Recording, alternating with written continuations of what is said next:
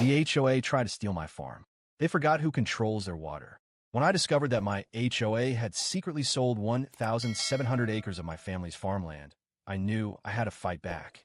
But instead of just going to court, I decided to remind them of one crucial I control their water supply.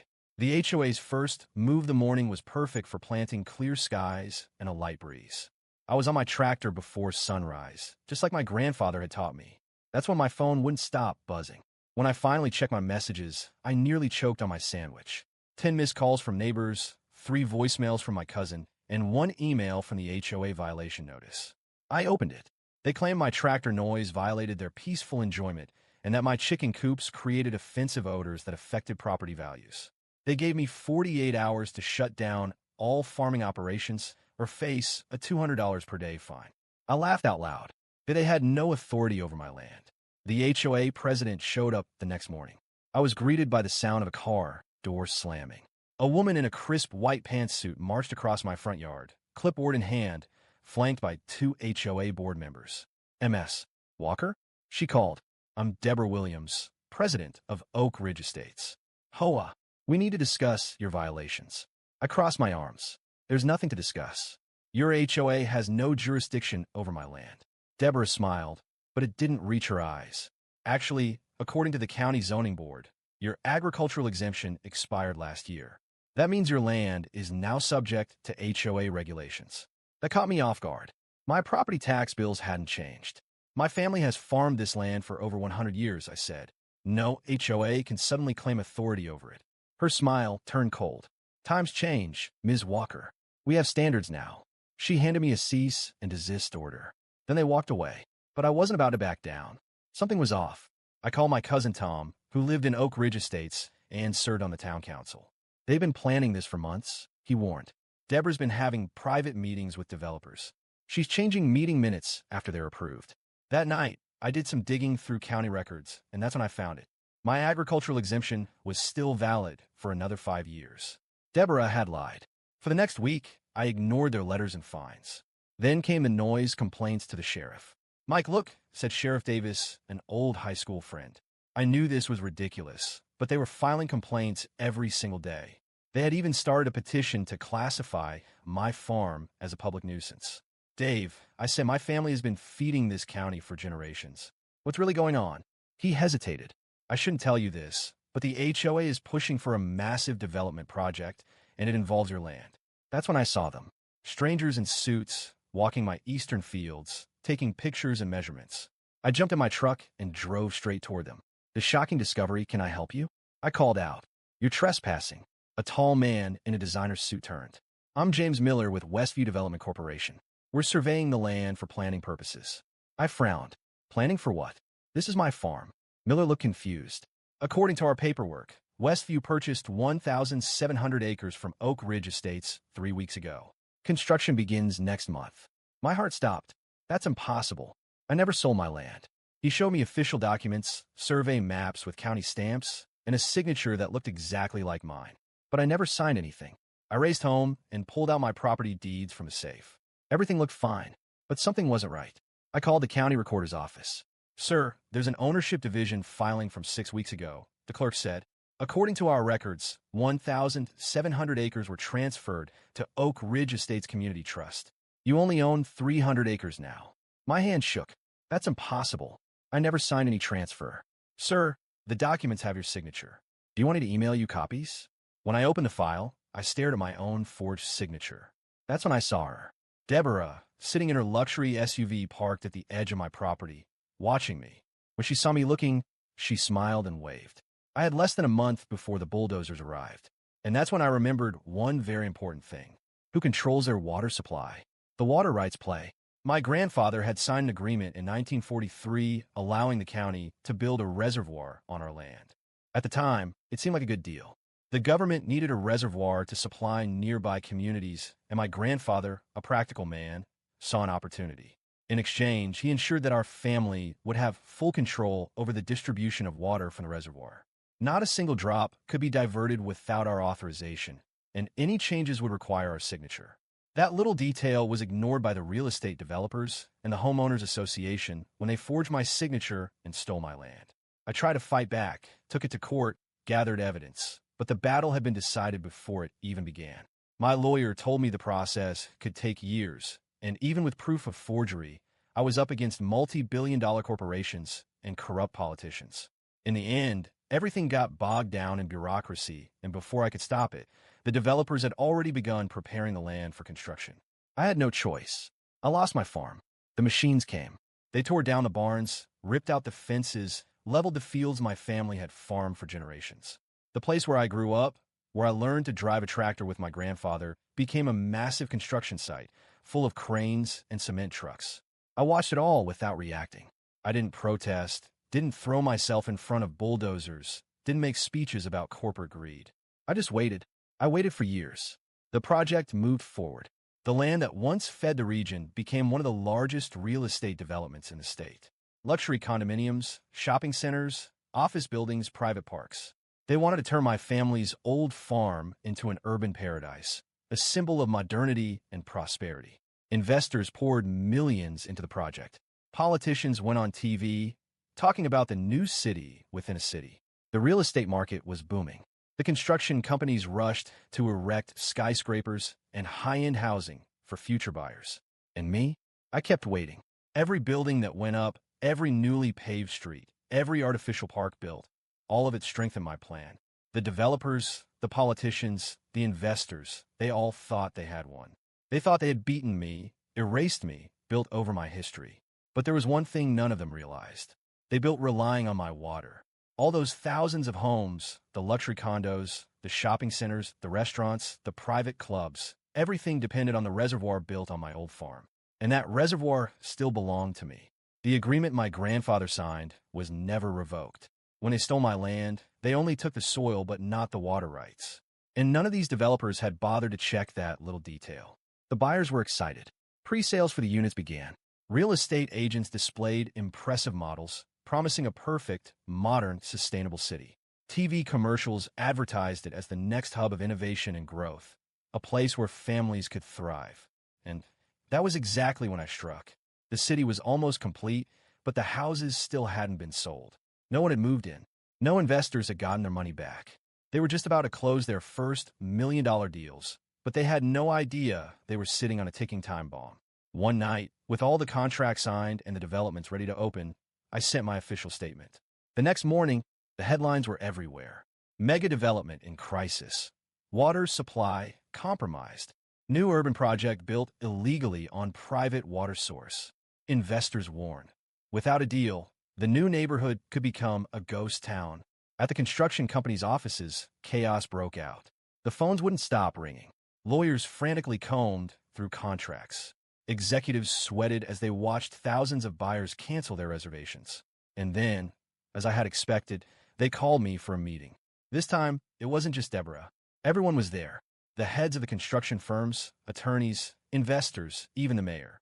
All of them sitting at the table, looking at me like I was the devil himself. A man in a tailored suit adjusted his tie and tried to stay calm. We can resolve this amicably. How much do you want to release the supply? I crossed my arms. I don't want money. The hint of relief some of them tried to show immediately vanished. Then what do you want? Another asked. I smiled slowly, letting them stew in their own panic for a moment before answering. I want everything back. Deborah, sitting in the corner, couldn't contain herself. This is absurd. You're bluffing. The government won't let a single man sabotage a project of this scale. I tilted my head slightly, remaining calm. Try me. But remember, you have beautiful buildings, luxury condos, parks, and shopping malls, but not a single drop of water. Some of the executives exchanged terrified glances. One of the lawyers tried to intervene. Perhaps we can renegotiate some conditions. But Deborah snapped at him, furious. Shut up. I chuckled. You have 48 hours to cancel the land sale and return everything to my name. After that, I start talking to the press and my lawyers. The meeting ended with no agreement, but I already knew I had one. In the following days, the media continued exposing the scandal. Investors pulled their money out. The construction companies went into crisis mode. Lawyers scrambled to find a legal way out, but there was nothing they could do without playing by my rules. Now, it was just a matter of waiting a little longer. I knew that soon, they would come back to me with a proposal they would have no choice but to accept. And when that happened, I would take back what was mine all along. I sat at the head of the conference table, watching the tense faces of the executives, lawyers, and investors. They were desperate. Some drummed their fingers on the table. Others frantically checked their phones, searching for a miracle escape from the disaster they were facing. But they all knew the truth. There was no solution without my approval. The silence stretched for long seconds until one of the suited men finally spoke. "We can resolve this amicably. What are your demands to restore the water supply?" I took a deep breath, savoring the moment. "I want everything back. My farm, my land, every inch you stole from me. I want it all back in my name." The reaction was immediate. Murmurs, whispers, incredulous stares. And then Deborah, who had been silent until now, exploded. "That's impossible. You lost this land legally. It was bought and sold according to the law. You'll never get it back." I crossed my arms and stared directly at her. "Legally? You really want to use that word? Because last I checked, my signature was forged." Silence returned, but this time it was heavy and suffocating. No one could deny what I was saying. Before anyone could respond, my lawyer, a sharp-eyed man with graying hair, cleared his throat and leaned forward. "Mike, I need to speak with you. Privately. Now." I raised an eyebrow, annoyed at the interruption, but I nodded and followed him to a quiet corner of the room. As soon as the door closed behind us, he fixed me with a serious look. "You're making a mistake. If you insist on taking back the land, you could lose everything." Rage flared up instantly. "What? How can you say that? You know this land is mine. We have the proof." He sighed, crossing his arms. "Yes, we have proof. But that doesn't mean the fight will be easy. These corporations have the best lawyers in the country, political influence, and they'll drag this case through the courts for decades if they have to. Even if we prove the forgery, reclaiming the land will be an endless battle." I felt my fist clench. I had waited years for this moment. I wasn't about to let it slip away. "Then what do you suggest?" I growled. He studied me for a moment, then smirked slightly. "Instead of trying to take everything back, make them pay you to stay." I frowned. "What the hell do you mean?" "You now have something you never had before, Mike. Visibility. The public is watching this case. Investors are nervous. Politicians are panicking. For the first time, you have real power. Use it." I still didn't fully understand. He took a deep breath and continued. "Prove, beyond doubt, that your signature was forged. Make it a legally undeniable fact. If you do that, no one can argue that this land belongs to you. But instead of trying to take it back, turn it into your greatest investment. These companies have poured billions into this development. They can't just abandon it. If you charge them a lifetime lease for the land they stole, you'll become a multimillionaire. You don't need to own the buildings. You just need to make sure they always have to pay to use your land." I stared at him, feeling a mix of anger and fascination. "You want me to rent out my own land to the same people who stole it from me?" He smiled. "I want you to get richer than you ever imagined without lifting a finger. And once you do, they'll never be able to take anything from you again." The thought unsettled me. A part of me wanted revenge.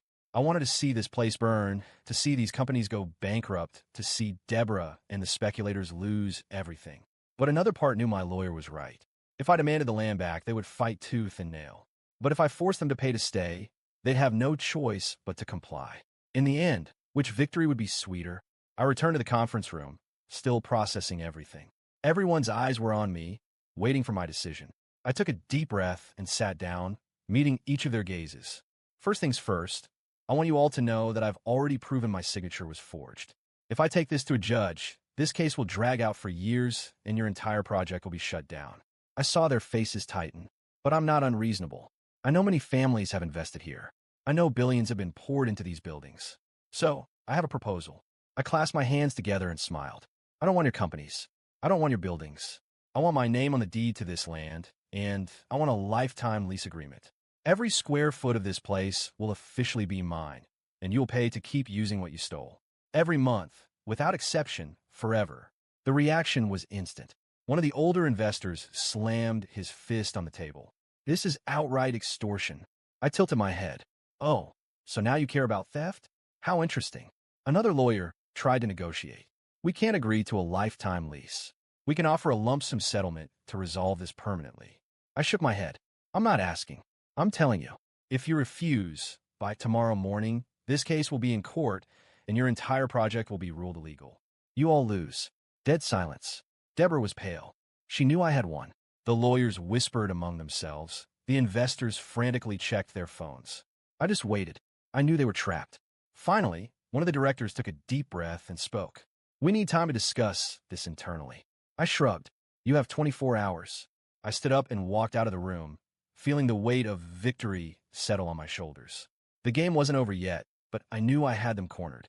They could argue, try to find loopholes, but in the end, they knew they had no escape. And when they came back with an answer, I would be waiting, ready to ensure that they paid for the rest of their lives for what they did. But something still nagged at me. Deborah.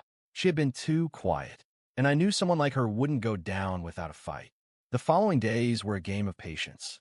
I knew they were desperate, but I also knew they would try anything to escape the trap they had fallen into. They needed to maintain appearances, pretend they still had some leverage, some hidden ace up their sleeve. But it was obvious to everyone that time was against them. As I waited for their final response, the media continued to exploit the scandal. Newspapers, TV channels, and investigative blogs dissected every detail of the case, from the forged signature to the corrupt maneuvers that had allowed them to steal my land. Experts debated whether the project could survive such a disaster, while economists warned that the financial collapse of the development was imminent if they didn't find an immediate solution. Then, after 24 hours of closed-door meetings, I received the call I had been expecting. "We accept the terms," one of the investor's lawyers said. His voice was tense, as if every word was cutting into his dignity. "Good," I replied calmly. "We'll sign the contracts tomorrow." The next day, I walked into the conference room of one of the city's most luxurious office buildings. Everyone was there, executives from major corporations, top-tier lawyers, investors looking like they had swallowed something bitter, and, of course, Deborah. Her face was pale, her eyes filled with hate. She knew I had won, but she still couldn't accept it. The documents were already prepared. I reviewed them with my lawyer. Everything was there. The lifetime lease contract, the official recognition that the land was mine, and the terms for the water supply. "Just one more thing," I said as I read through the final clauses. "You'll also be paying for the water you use." A heavy silence filled the room. One of the lawyers frowned. "But you're already charging rent for the land. Isn't that enough?" I smiled and shut the folder with the contracts. You all knew perfectly well that this entire place depends on the reservoir's water. My grandfather signed a contract that gives my family complete control over its distribution. If you want to stay here, you'll pay for it too. The discomfort in the room was palpable. They couldn't refuse. They had no choice. Deborah clenched her teeth, her fists pressing against the table. "You're extorting us." I tilted my head, amused. "No, I'm just charging for what's mine. Unlike you, I don't need to forge documents to do it." They knew they had lost. The agreement was signed right then and there, and before I left, I shook hands with some of the investors who, despite their frustration, were trying to maintain their composure. Deborah, however, did not meet my eyes even once. The next day, I restored the water supply, but now under contract. Every drop that flowed into that development's pipelines made me a fortune. The project was saved, buyers came back, and the money flow skyrocketed. The first few months were just the beginning. My name was on every contract, every transaction involving that land had to go through me. The companies that had built there couldn't operate without paying me rent and for the water supply. It was like an eternal toll, a tribute ensuring that every month, millions flowed into my bank account. And then, finally, came the moment to prove the forged signature in court. With the scandal still fresh in the public's memory, taking the case to trial was easy. We had all the evidence, comparative documents, forensic analysis of the signatures, testimonies from notary office employees who confirmed they had never seen me sign anything in person. The judge didn't take long to issue a verdict. The signature was fake, and the land transfer had been illegal. That should have meant I could reclaim my land entirely and kick everyone out. But at that point, it wasn't even worth it anymore. By then, I was making more money than anyone in that room could ever imagine. Every month, millions were pouring into my account without me having to lift a single finger. If I took the land back, I'd have to manage everything, rebuild the infrastructure, and face new legal battles. But as things stood, I owned the ground under their feet, and they had no choice but to keep paying me. So instead of kicking them out, I raised the rent even higher. The court ruling gave me even more leverage in negotiations. Now that my legal ownership was official, I could renegotiate the contracts however I wanted. Some companies tried to protest, claiming the new terms were unfair. My lawyer simply smiled and replied, "If you don't want to pay, feel free to demolish everything and leave." No one left. Now, I was a multi-millionaire without lifting a finger. But I didn't stop there. With the absurd profits I was making, I diversified my investments. I bought land in other regions, moved into real estate, funded modern agricultural projects. I went from being a farmer who had lost everything to a real estate and infrastructure mogul. The irony? The same investors who once laughed at me were now trying to partner with me for new business deals. And what about Deborah? Her career was completely ruined. With the forged signature exposed, her name was permanently stained. It was discovered that she had not only forged my signature, but also altered meeting records to approve projects without public consultation. She was sued, lost all influence, and the investors discarded her without hesitation. But I knew she wasn't going to give up so easily. And I was right. Even after losing everything, after being removed from the project's board, she still tried to claw her way back. Through a few contacts, I learned that she was gathering a new group of investors to try and overturn my contracts. I knew she would attempt some dirty move, maybe even a new legal trick to try and free herself from the lifelong payments. But this time, I was ready for anything. Now, she was the one on the defensive, and I couldn't wait to see what her next move would be. It took years of battle. The day I signed that lifetime lease agreement was the beginning of my empire, but the war was far from over. What followed was a long game of patience, a silent war where, for the first time, I was in control. For years, the former homeowners association, the investors, and the politicians who had tried to crush me had to accept the new reality. I owned the land, and there was nothing they could do to change that. The first years were the toughest. Even though they had signed the contracts, they tried everything, looking for legal loopholes, attempting to renegotiate, even trying to intimidate me. They sued me repeatedly, but every case collapsed as soon as judges examined the documents. The law was on my side, and now, so was the power. The contracts were airtight, and every single building in that massive development owed me money, month after month without exception. It didn't matter if the economy tanked, if the real estate market crashed, if investors pulled out, they still had to pay me to keep their businesses running. That's how I built my family's fortune. Over time, the money from that land stopped being just a steady income and became a financial empire. I expanded my investments, bought more land, acquired companies, launched my own real estate ventures. We moved into technology, modern agriculture, and even urban infrastructure. Before long, the same investors who once tried to ruin me were now coming to me for funding for their projects. But what happened to those who tried to steal from me? The old homeowners association ceased to exist. The signature forgery scandal destroyed its reputation, and over time, the very same residents turned against those who had scammed them. They realized that they had been deceived just as much as I had. The money collected from fees and sales never benefited anyone except the speculators and corrupt officials who had been pulling the strings. The association's name became a joke, a symbol of failure and corruption. And the investors? Some accepted their losses and moved on, paying their rent each month without protest. Others tried to escape, to sell their developments, but no one wanted to buy properties locked into a permanent lease agreement. Some went bankrupt. Others simply resigned themselves to the fact that no matter what they did, I would always be making money at their expense. And Deborah? She was by far the one who fought the hardest to survive. Even after being exposed as the mastermind behind the fraud, she refused to disappear. She tried to break into new industries, sought out investors, even attempted to start her own real estate consulting firm. But no one trusted her. No serious investor wanted her name attached to a project. The scam she tried to pull on me ruined her reputation forever. At first, she struggled to stay relevant, showing up at industry events, pretending she still had influence. But as the years passed, fewer and fewer people wanted to do business with her. Her name became synonymous with fraud and financial disaster. Eventually, Deborah vanished from the spotlight. Today, I know that her life is nothing like she had envisioned for herself. She didn't go completely broke, but she's nowhere near the power she once had. She never ran another major development, never regained her influence, never commanded anything significant again. The last I heard, she had moved to a small town, trying to rebuild her life away from the scandals. No matter where she is now, she knows she lost.